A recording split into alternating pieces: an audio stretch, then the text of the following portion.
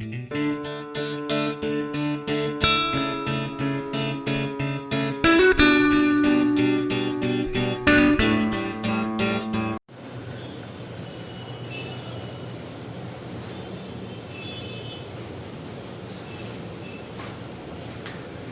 Students, Saraswati group of education તરફથી ઇંગ્લિશના ગ્રામરના demo લેક્ચરમાં આજે આપણે શીખવાના છીએ change the voice.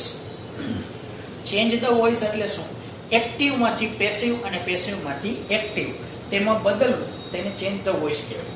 Change the વોઇસના આપણા 6 વિડીયો આની પહેલા આપણે બધા જ ચેન્જ ધ વોઇસ, જેમાં એક કર્મવાળા વાક્ય, બે કર્મવાળા વાક્ય, WH ની આખી સિરીઝ, જુદા જુદા ટેન્સીસને ચેન્જ ધ વોઇસમાં કઈ રીતે ફેરવવા, તે ઓલરેડી આપણે મોકલાવેલી જ છે અને તે તમે જોઈ પણ હશે અને તેમાંથી સરસ રીતે સમજી અને શીખ્યા પણ હશો. પણ આજે આપણે જે જોવાનું છે તે એક એવી રીતનો સંદર્ભ છે કે બોર્ડમાં પૂછાયેલો પેરેગ્રાફ છે, આપણે તેને ચેન્જ ધ વોઇસમાં કન્વર્ટ કરવું છે. તો આપણે એવા 5, 7, 8 ફકરા કે જે 2 પાર્ટમાં વહેંચી દીધેલા છે અને આપણે પ્રેક્ટિકલી તેને ચેન્જ ધ વોઇસમાં ફેરવીને બતાવશું કે તેનો જવાબ કઈ રીતે લખવાનો છે. બરોબર છે? તો ચેન્જ ધ વોઇસ 3 માર્ક્સમાં પૂછાય છે, જેમાં આપણને સ્ટાર્ટ ધીસ વે એમ લખેલું હોય છે અને તે સ્ટાર્ટ ધીસ વે ના આધારે આપણે ચેન્જ ધ વોઇસ છે તેને કનેક્ટ કરવાનું હોય છે. તો આપણે હવે પછી તે રેગ્યુલરલી જોવાના છીએ કે કેવી રીતે પ્રત્યેક ગ્રામરનો ટોપિક છે તે બોર્ડમાં આપણે એક્ઝિક્યુટ કરવાનો હોય છે, કઈ રીતે પૂછાય છે, તો આપણે તેનો જવાબ કેવી રીતે લખવાનો છે તે વાત આપણે જોઈ રહ્યા છીએ અને આજે આપણે ચેન્જ ધ વોઇસના સંદર્ભમાં તે વાત કરવાની છે.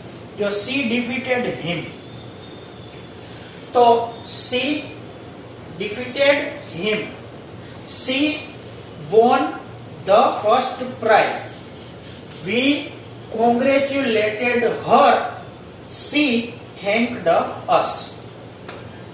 તો આ રીતે આ પેરેગ્રાફ છે. હવે આપણે તે જોવાનું છે કે પેરેગ્રાફ કયા કાળમાં છે અને કયા વોઇસમાં છે. જો કે એમાં સ્ટાર્ટ ધીસ વે આપેલું હશે, પણ આપણે અહીંયા ઉપર નામ આપી દીધેલું છે એટલા માટે સ્ટાર્ટ ધીસ વે તે આપણે અહીંયા લખવાની જરૂર નથી, કારણ કે આપણે ઓલરેડી ખબર જ છે કે મુદ્દા લઈને જ બેઠા છે કે આમાં આપણે આ જ ફેરફાર કરવાના છે. બરોબર? એટલે સ્ટાર્ટ ધીસ વે લખેલું નથી. તો જુઓ, સાદો ભૂતકાળ છે, ડિફીટેડ એટલે કયો કાળ થાય? સાદો ભૂતકાળ થાય. તો સાદા ભૂતકાળનું એક્ટિવનું વાક્ય છે, કારણ કે આપણને કાળ શીખડાવેલા હતા ત્યારે પ્રત્યેક કાળના એક્ટિવ અને પેસિવ જેના સૂત્રો છે તે આપણે શીખડાવેલા હતા. તો V2 નું રૂપ આવે ત્યારે સાદા ભૂતકાળનું એક્ટિવનું સૂત્ર થાય અને સાદા ભૂતકાળનું પેસિવ કઈ રીતે થાય? વોઝ વેર વત્તા ભૂતકૃદંતનું રૂપ. બરોબર છે? તો આપણે અહીંયા વોઝ વેર વત્તા ભૂતકૃદંતની મદદથી તેને વોઇસ છે તે ચેન્જ કરવાના છીએ. તો આપણે જોઈએ.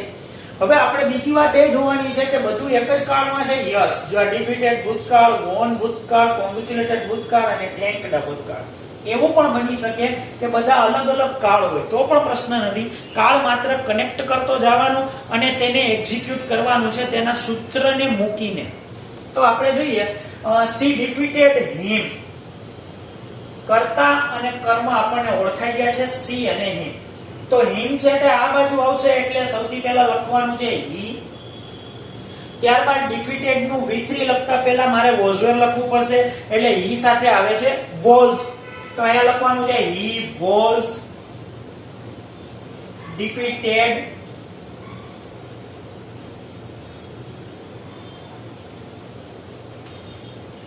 હવે પ્રેપોઝિશન બાય લખવાનું છે અને પછી સી નું થશે હર.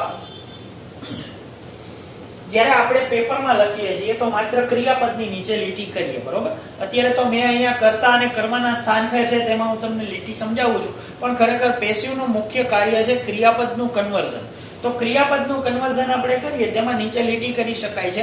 આ એક એવો પ્રશ્ન છે કે આમાં લીટી ન કરો તો પણ ચાલે, પરંતુ એટલા માટે કરવી જોઈએ કે જેથી કરીને પેપર ચેકર છે તેનું ધ્યાન જવાબ ઉપર જાય કે આ વ્યક્તિને આવડે છે. જો વોઝ ડિફીટેડ લખ્યું છે ઇટ મીન્સ કે તમે 4 ક્રિયાપદ તે જોઈ લે ને તો આપણી 70% સમસ્યા તો ત્યાં ને ત્યાં છે તે ગાયબ થઈ જાય, કારણ કે એ વસ્તુ એ જ વિદ્યાર્થી કરી શકે જેને કોન્ફિડન્સ છે. બરોબર? તમે જો તમારે જ્યારે આવડી ગયું હશે તો તમને એમ થાય કે આ વસ્તુ બીજા જોવે તો સારું. જેમાં આપણી ભૂલ છે એમાં આપણે એવું ઈચ્છતા હોય કે આ બીજા નો જોવે તો સારું. તમે જોઈ લેજો, આપણે લેસનમાં પણ ક્યારેક છે તે ખરાબ અક્ષર હોય અથવા તો કંઈક કાપીને કરેલું હોય તો આપણને એમ થાય કે સર ઝડપથી જોઈ જાય કે તો સારું અથવા તો ન જોવે તો સારું. એવું પ્રત્યેકને થતું જ હોય છે કે પોતાનું નબળું પાસું છે તે મૂકવા માંગતા નથી હોતા. પરંતુ નીચે લીટી કોણ કરે કે જેને ટોટલ કોન્ફિડન્સ છે કે મારો આ જવાબ સાચો છે, હું ઈચ્છું છું કે તમે આ જવાબ જુઓ, એવા કોન્ફિડન્સ વાળો વ્યક્તિ નીચે લીટી કરી શકે. એટલે એમાં આપણી ઇમ્પ્રેશન છે તે કોન્ફિડન્સના સંદર્ભમાં ખૂબ જ સારી પડે છે. હવે જો C won the first price, તો ધ ફર્સ્ટ પ્રાઇઝ છે તે કર્મ છે, તેને આપણે આગળ લઈએ. The first price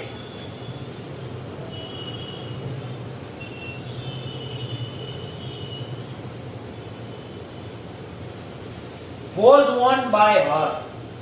first prize ના પ્રમાણમાં was won નું V3 won જ થાય છે. આ સાદો ભૂતકાળ છે એટલે was were આવશે. એમાંથી મેં was આયા લખ્યું છે, was won by her. Again અહીંયા C છે એટલે by by મૂકવાનું છે અને પછી her મૂકવાનું થશે. ત્યાર પછી છે we congratulated her. પાછો સાદો ભૂતકાળ છે, હર કર્મ છે, તેને કર્તાના સ્થાને લઈએ તો શું થશે? સી થશે. તો અહીંયા આવશે C.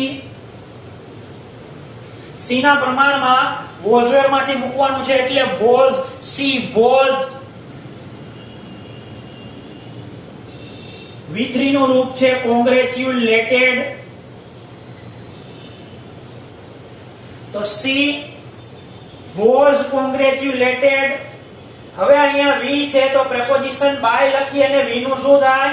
By us. she was congratulated by us અને she thanked us.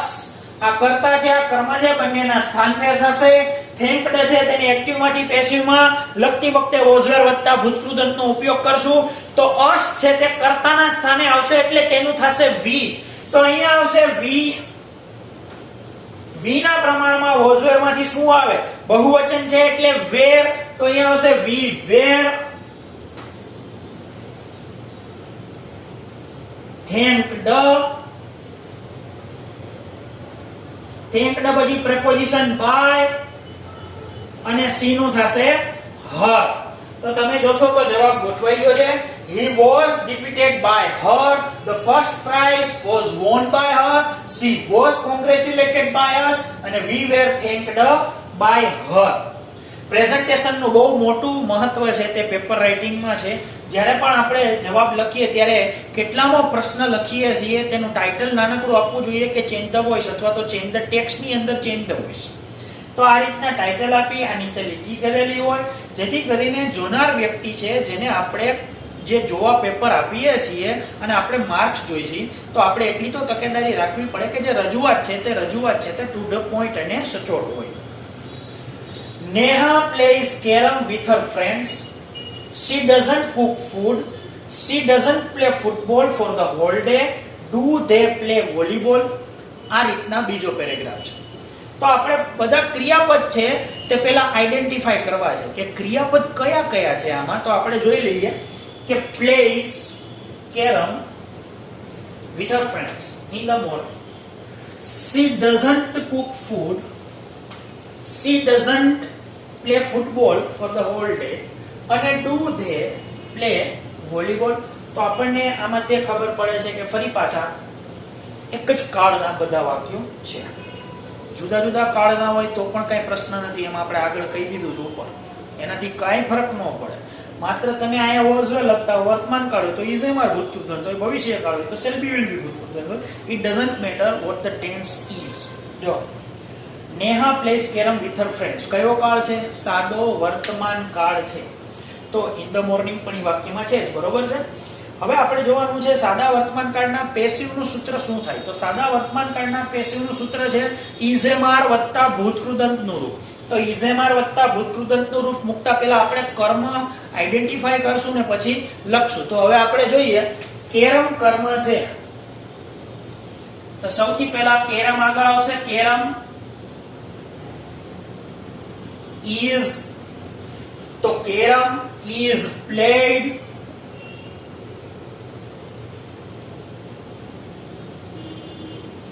By Neha,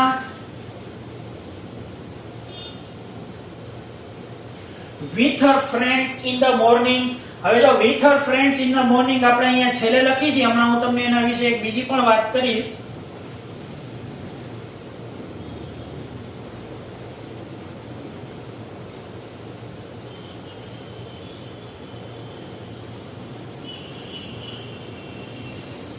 જો અન્ય શબ્દો છે તે સમય દર્શક હોય, જો અન્ય શબ્દ સમય દર્શક હોય, જેમ કે ઇન ધ મોર્નિંગ છે તે સમય દર્શક શબ્દ છે, તો તેવા શબ્દ મોટે ભાગે છેલ્લે જ લખાય છે, તે રીતનો એનો રૂલ છે.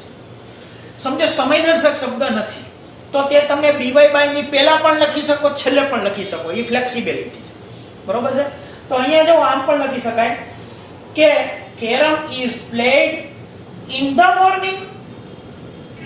ઇન ધ મોર્નિંગ સમય દર્શક શબ્દ છે, ફરીથી એ છેલ્લે આવશે. Carrom is played with her friends by Neha in the morning. તો with her friends by Neha in the morning.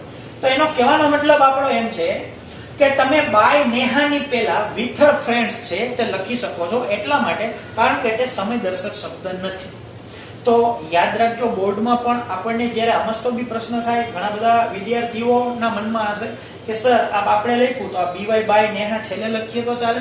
નહીં, છેલ્લે લખવાનો પ્રશ્ન નથી, એની પહેલા શું આવે એ તમે જુઓ. એની પહેલા સમય દર્શક શબ્દ ન હોય તો તમે લખી શકો. બરોબર છે? અહીંયા જો with her friends છે તે સમય દર્શક શબ્દ નથી, તો તમે એની પહેલા તમે લખી શકશો. હવે she does not cook food. પણ મોટે ભાગે અહીંયા વાત એમ કરવી છે કે તમે બધું છેલ્લે રાખો ને તો તમારે કઈ ચિંતા જ નહીં. તો she doesn't cook food નકાર વાક્ય છે, ફૂડ છે તે કર્મ છે. નકાર વાક્ય હોય તો ડુ કે ડઝ હોય એને નોટ લગાડેલો હોય, તો આપણે શું કરવાનું? ઇઝેમાર ને નોટ લગાડવાનું હોય. તો આપણે ફૂડ આગળ લઈએ તો food is not cooked by her. સૌથી પહેલા આપણે ફૂડ આગળ લઈએ, ફૂડના પ્રમાણમાં ઇઝ લખીએ, ઇઝ ને નોટ લગાડીએ. હવે ઘણા કહેશે સર અહીંયા તો ડઝન્ટ છે તો હું ઇઝન્ટ લખું. લખવાનું કઈ વાંધો નહીં, બરોબર છે? અહીંયા સમજાવવા માટે ઇઝ નોટ અથવા તો ઇઝન્ટ. કુક નો થશે કુકડ, પ્રેપોઝિશન બાય અને હર.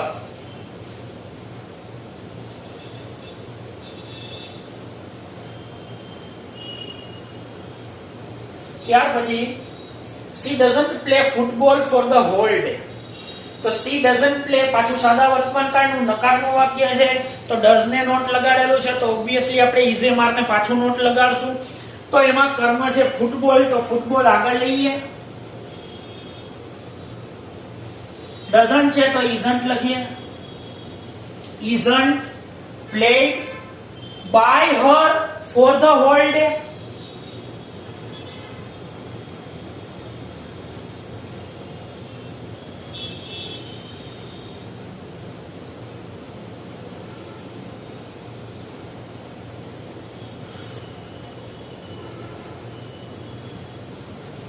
અને સરસ છેલ્લે પ્રશ્નાર્થ વાક્ય છે, એનો મતલબ એક વિધાન, બે નકાર, એક પ્રશ્ન. તો જો એક જ સરખા કાળમાં જુદી જુદી પેટર્ન છે તે આપણી પાસે માંગી લીધી છે.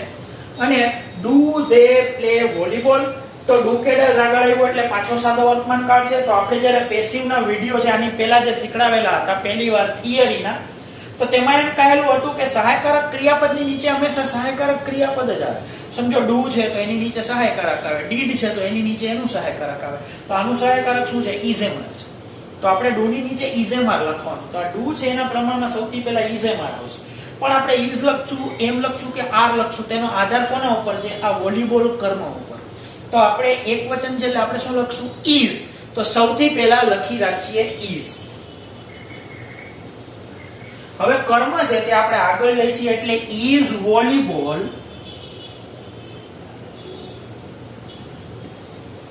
પ્લે નું થશે પ્લેડ, કારણ કે ઇઝેમાર વત્તા ભૂતકૃદંત એટલે અહીંયા લખશું પ્લેડ. પ્રેપોઝિશન બીવાય બાય લખશું. અને હવે જો અહીંયા કર્તા છે તે ધે છે તે પાછળ જશે તો શું થશે? ધેમ. અને પ્રશ્નાર્થ ચિહ્ન તો ઓબ્વિયસલી કરવાનો છે. Is volleyball played by them. Carom is played by Neha with her friends in the morning. Food is not અથવા તો isn't cooked by her. Football isn't played by her for the whole day. Is volleyball played by them? ત્રીજો paragraph છે તે આપણે જોઈએ અહીંયા. Can you help me? તમે મને મદદ કરી શકો? I can't check it. હું આ ચેક કરી શકતો નથી.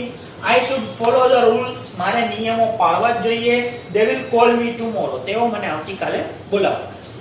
તો અહીંયા આપણે વળી પાછું એક નવી વાત જોશું કાળના પ્રમાણમાં જે વર્બ પેટર્ન્સ છે તેના પ્રમાણમાં કે કેન વત્તા મૂળરૂપ આવેલું છે એટલે સિમ્પલ મોડલ ઓક્ઝિલિયરી છે. હવે સિમ્પલ મોડલ ઓક્ઝિલિયરીના પેસિવ નું સૂત્ર શું થાય? તો મોડલ વત્તા મૂળરૂપ આ તેનું એક્ટિવ નું સૂત્ર છે અને મોડલ વત્તા બી વત્તા ભૂતકૃદંતનું રૂપ આ તેનું પેસિવ નું સૂત્ર છે. સમજો કેન પ્લે, આનું પેસિવ કઈ રીતે થાય? Can be played. Should buy, આનું પેસિવ શું થાય? Should be bought. Must watch, આનું પેસિવ શું થાય? Must be watched. ટૂંકમાં જે સાદા ભવિષ્યકાળનો નિયમ લાગુ પડે છે કે શેલ વિલ વત્તા મૂળરૂપ એક્ટિવ અને શેલ વિલ વત્તા બી વત્તા ભૂતકૃદંત પેસિવ. તો જે રીતે સાદા ભવિષ્યકાળનો નિયમ લાગુ પડે છે તેવી જ રીતના પ્રત્યેક મોડાલને તે જ નિયમ લાગુ પડે છે, પણ તે સિમ્પલ મોડાલ ઓક્ઝિલિયરીના સંદર્ભમાં. બરોબર છે? એટલે કે મોડાલ વત્તા મૂળરૂપ એક્ટિવ અને મોડાલ વત્તા બી વત્તા ભૂતકૃદંત પેસિવ. તો આપણે જોઈએ can you help me. Active નું વાક્ય છે એમાંથી પેસિવ માં જવું છે. તો જો સહાયકારકની નીચે સહાયકારક ક્રિયાપદ આવશે એટલે કેન નું કેન થશે. મી છે તેને કર્મ બનાવી છે એટલે આપણે લેવાનું છે આઈ કેન આઈ. હવે મારે ક્રિયાપદ મૂકવાનું છે તો ક્રિયાપદમાં કેન વત્તા બી વત્તા ભૂતકૃદંત. ઇટ મીન્સ મારે બી ભૂતકૃદંત આમાં મૂકવું જોઈએ. તો can I be helped.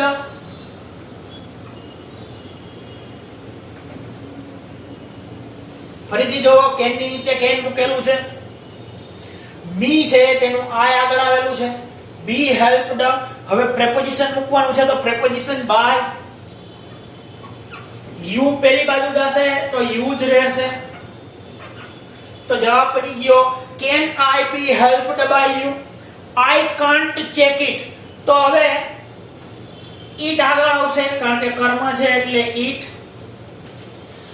Can ને નોટ લગાડેલું છે તો એમને રહેવા દઈએ કારણ કે આપણે તો પછી બી ભૂતકૃદંત જ મૂકવાનું છે. આપણને ક્યાંય નડતું નથી તો કાન્ટ નું કાન્ટ.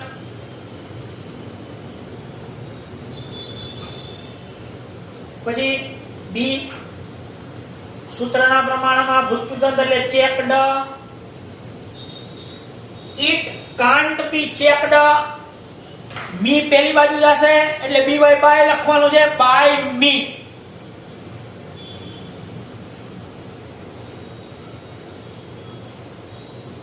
એક વસ્તુ ખાસ યાદ રાખજો કે ઇનડાયરેક્ટ સ્પીચમાં કેન નું કુડ થાય છે, વિલ નું વુડ થાય છે.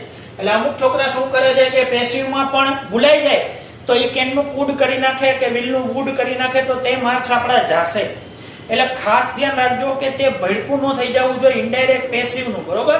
થોડીક તકેદારી રાખવી પડશે કારણ કે હોશિયાર વિદ્યાર્થીને પણ તે થાય અને મોટા ભાગે હોશિયાર વિદ્યાર્થી સાથે જ થાય કારણ કે એને ખબર છે કે કેનું શું થાય છે. જેને નથી ખબર એને ખબર જ નથી કે કઈ રીતના ફેરફાર કરવાના છે. બરોબર છે? એટલે ખાસ ધ્યાન રાખવાનું. હવે જો I should follow the rules, બહુ સિમ્પલ વાક્ય આવ્યું. ધ રૂલ્સ નિયમ છે તેને આગળ લ્યો. The rules should be followed.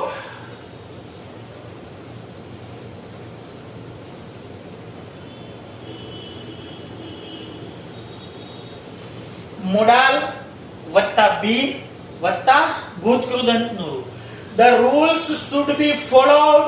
preposition by અને I નું me એટલે કે by me.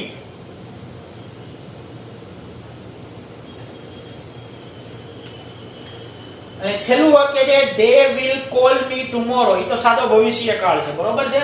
તો will call ક્રિયાપદ છે, me કર્મ છે, me આ બાજુ આવશે એટલે I આવશે I. હવે વ્યવહારે I સાથે શું આવે? shall આવે. shall. I shall play, we shall play, you will play, he, she, it will play, they will play. તો તો આઈ અને વી સાથે વ્યવહારે સેલ આવે, પરંતુ 6 એ 6 માં will લખીએ તો ખોટું પડતું નથી, બરોબર છે? તો આમાં હું will લખું છું કારણ કે આપણે એમ વિચારીએ છીએ કે આપણે એક વિદ્યાર્થીની દ્રષ્ટિએ કે ભાઈ મારે ખોટું નથી પડવા દેવું સાહેબ, will તો ખોટું પડતું જ નથી, લાવો ને હું ઈ લખું, તો ઈ લખો, બરોબર? તો અહીંયા આઈ will સૂત્રના પ્રમાણમાં બી કોલ્ડ નું થશે cold, I will be cold. હવે મારે લખવાનું છે preposition by અને they પેલી બાજુ જશે એટલે શું થશે them. તો I will be cold by them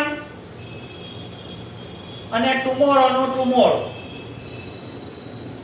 ફરીથી અહીંયા tomorrow નું the following day કે the day after નો થઈ જાય તેનું ખાસ ધ્યાન રાખવું કારણ કે તે ઇનડાયરેક્ટ નો નિયમ આપણે પેસિવ માં ભૂલથી લાગુ પાડી દીધેલો છે.